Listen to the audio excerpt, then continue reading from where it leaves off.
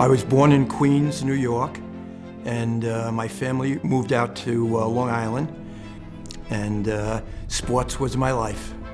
In high school, I played football, basketball, and track, and I was actually recruited in my senior year in high school for football by Rutgers coach Bob Nazo, and wound up coming to Rutgers and having really a great track career. My years at Rutgers were wonderful. The experiences were great, academically and athletically, and I was able to achieve huge success in track with three of my very close friends. Was fortunate to win the national championship indoors at Madison Square Garden in the AAU championship in February of 1970. Coming to Rutgers, the level of competition was very, very high. I was competing against very talented, bright, athletic young men. That made me study harder and compete harder just to be able to perform at that level.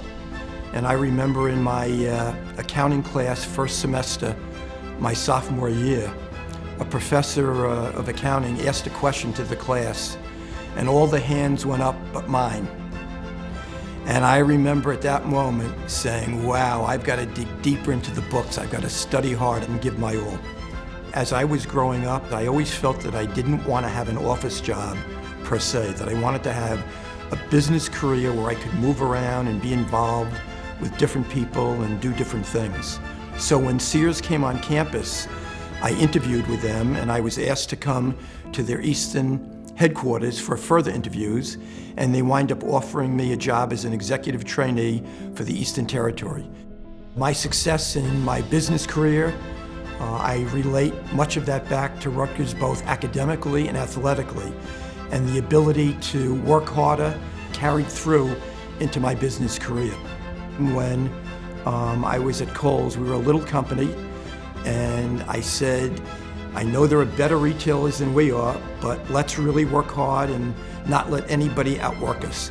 I partnered with Bill Kellogg, who was originally at Kohl's, and then Jay Baker, who was the former chief merchant at Saks Fifth Avenue. Two dynamic individuals, very different, but dynamic.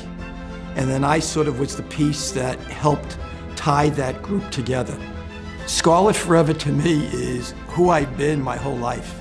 With my father being a graduate of Rutgers College in 1933, I grew up as a boy singing on the banks of the old Raritan. All we ever talked about was Rutgers around the dinner table.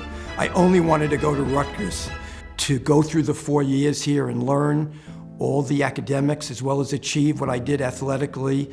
It carried me through my whole life.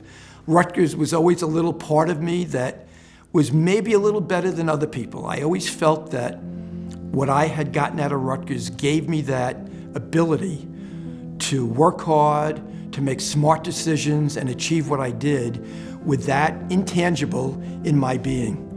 And it's always been Rutgers forever for me, and it always will be.